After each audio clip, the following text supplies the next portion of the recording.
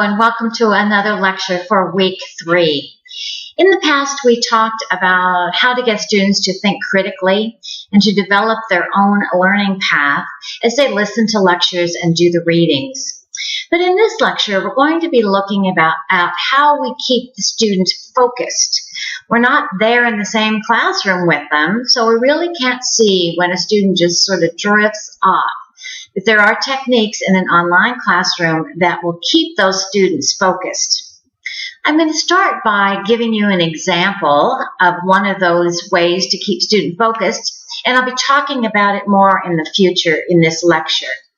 But first of all, I want to say research by Bly in 2010 suggests that the lecture is not the way to deliver online instruction.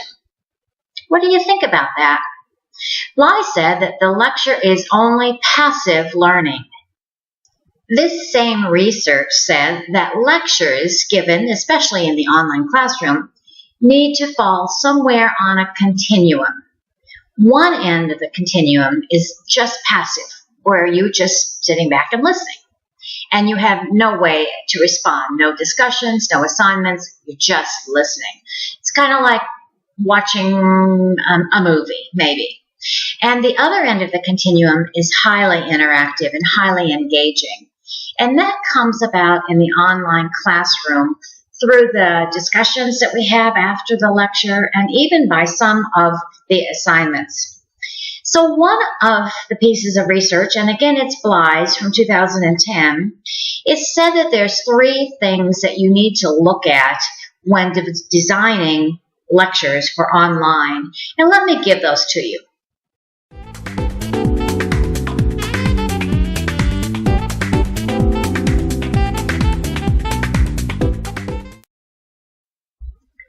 First, a lecture for the adult learner should be no more than 15 minutes long.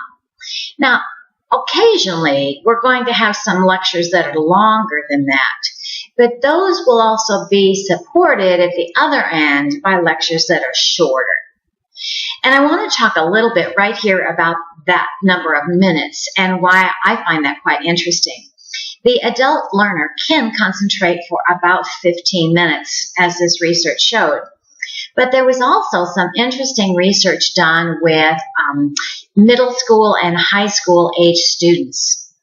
And they found that they could concentrate between 7 and 8 minutes at most. The rationale behind that number was the time on television between commercials. Next time you're sitting in front of the television enjoying your favorite show, get a timer out and look at how long the show goes between commercials. That's establishing an attention span for younger students. To be engaging, your 15-minute or less lecture needs to include both audio and visual stimulation. So in my lectures, you'll see that I suddenly stop and will put some words in for you. Or sometimes I'll stop lecturing where you see me and I'll just put in the voice with the words. And again, this is a way to keep your attention. You're never quite sure what's coming next.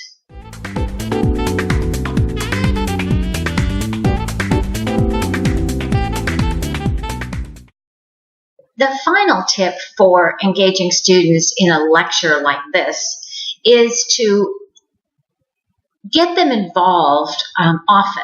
And sometimes I will do that by just tossing out some new information to you. Sometimes I'll give you some critical things to think about. So again, we just have to keep changing up that lecture. And I'm going to show you some ways to do that.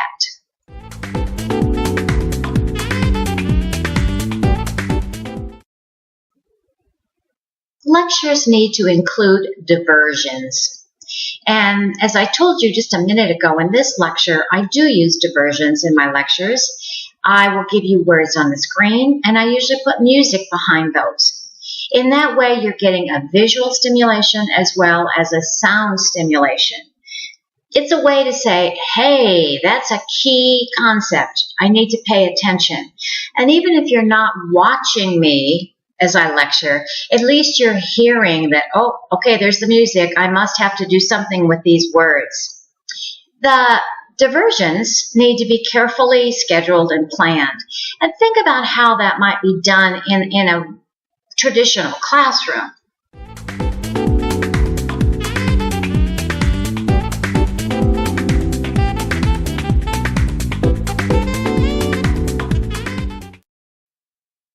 In a traditional classroom, you might have a 5-minute break. You might have a time for questions and answers. You might have a quick group discussion. What other things have you experienced when you were taking a traditional class?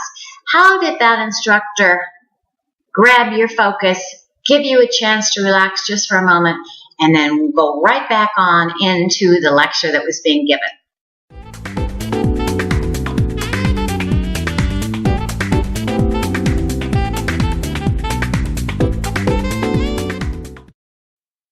One of my favorite ways to get students to think a little bit further than just what my lecture is about is a crazy thing that I do, and I probably will do it in this class.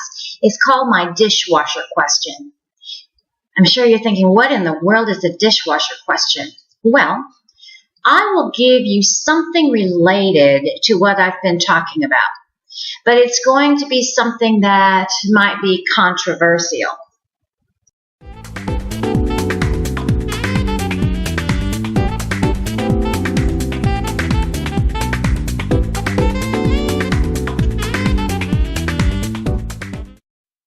One of the things that I said to you when I first started this lecture was one of those controversial statements. I said there was research done that lectures should not be used in online learning. But you're watching a lecture.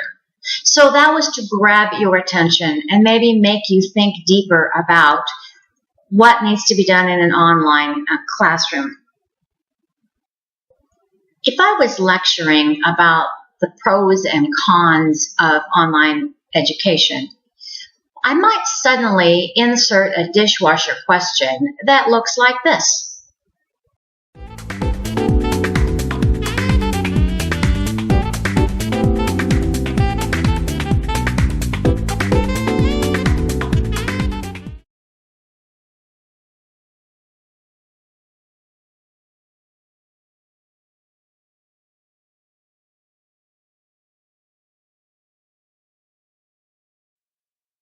Okay, I gave you a quick 30 seconds to think about that question that I asked you, but you can see that that kind of a question has two sides to it.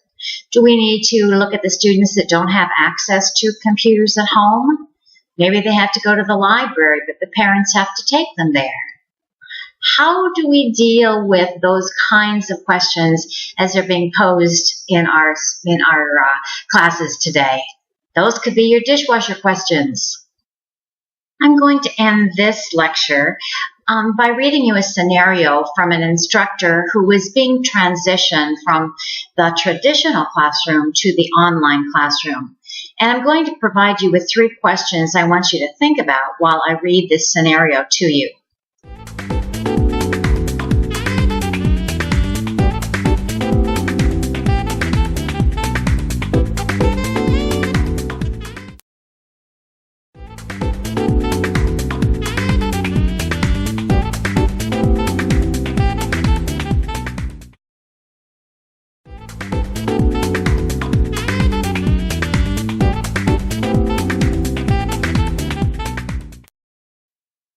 The instructor starts by saying, I thought I knew everything there was to know about teaching, but the new advances in technology surely have posed additional challenges for me.